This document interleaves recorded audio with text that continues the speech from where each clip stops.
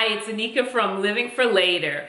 Before I jump into the last video in my How to Pray series, I just want to make just a quick announcement. Before I started this series, I did do a few other videos on prayer. One is about how to pray scriptures, how to pray the will of God. If you click on the link above, you can get access to that video. And the other one is how to pray for your husband. So you can click on the link above again to get access to those videos. So I've testified and I've shared on how God has answered my prayers, right? And that's pretty exciting, and it motivates me to continue to pray. But there have been times where I have prayed and I felt that I was praying according to God's will, and the answer was no, or God didn't answer in the way that I expected him. You've heard me share about my last two children and how God did a miracle. Really, it was a total miracle, and he healed them and they're still living. But there was a time I've also experienced two miscarriages, right? And the last one was extremely difficult because the doctors suspected that I was pregnant with twins.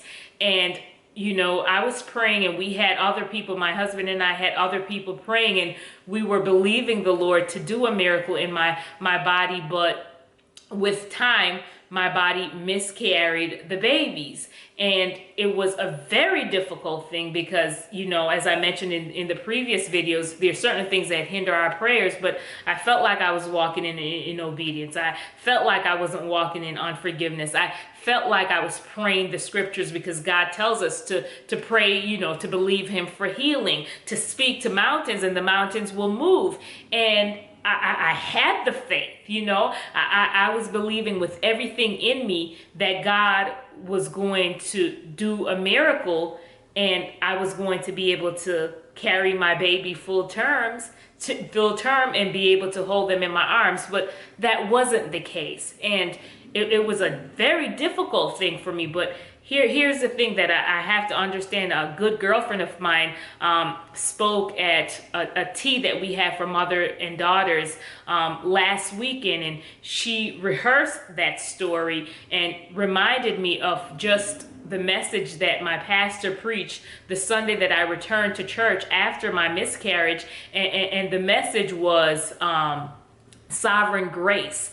And God knew that that was exactly what I needed to hear, because even though I didn't understand why or couldn't understand why he didn't answer my prayers, even though I was hurting, I had to trust that God was sovereign and that his grace would meet me in this time of pain. And it absolutely did.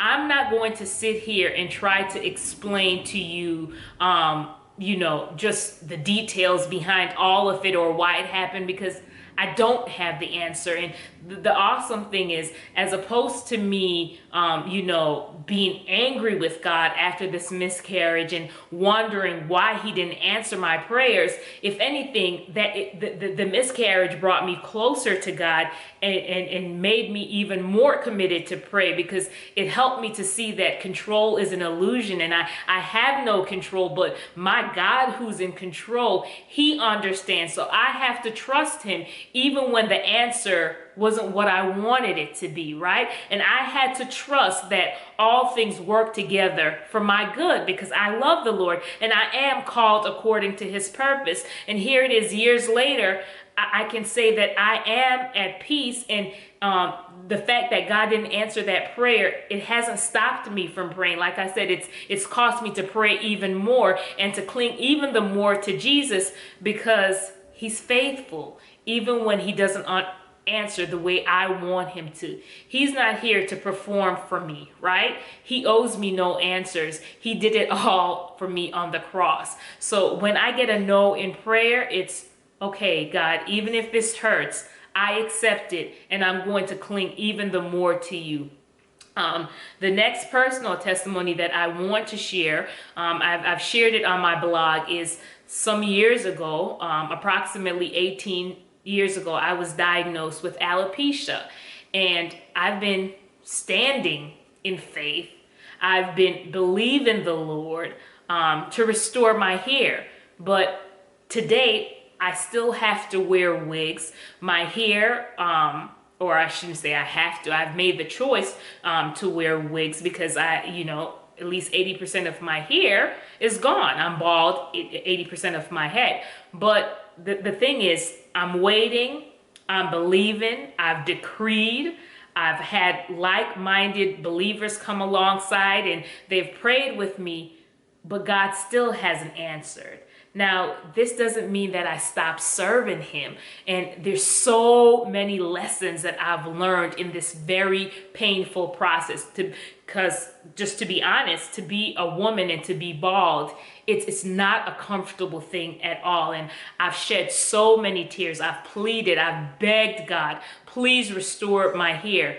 But he hasn't. And I'm still believing, because I still have breath in my body, I'm still believing that he will. But as I'm waiting, I recognize that he's done so much in my spirit and has used this painful experience to just bring such an intimacy between he and I, and honestly just really even given me the ability to again intercede at a greater level, because I know what it's like to feel the pain, right, of waiting and wanting God to move on my behalf. So if you click on the link above, there is actually a message that I had the honor of presenting, where I speak of the different things that God has taught me in the process of waiting.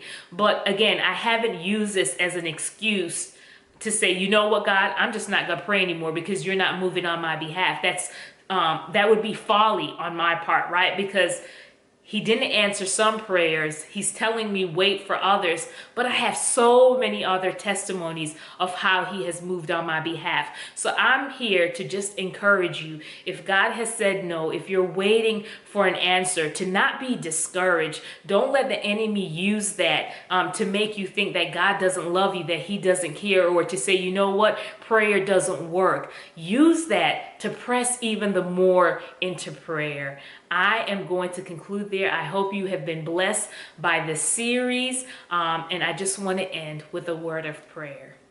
God, I just thank you.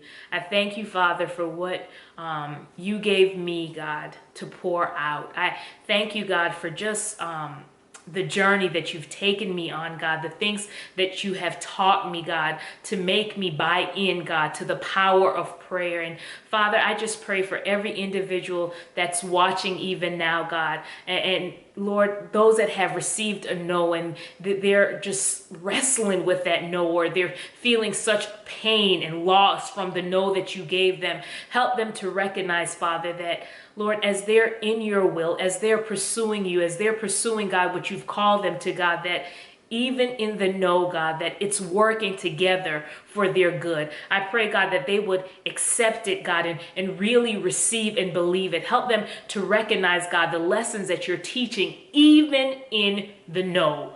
And Lord, I even pray, God, for those that are waiting, Father, for an answer of prayer. Help them, God, not to faint, Father, as they're waiting. Help them, God, not to give up hope as they're waiting. Help them, God, to have a divine perspective, God, to see the beauty, God, that comes from waiting. Help them to see the lessons, God, that you're teaching them. Help them, God, to get outside of themselves. Help them to not be consumed, God, with just waiting on the answer, but to really see what you're doing in the process, Father.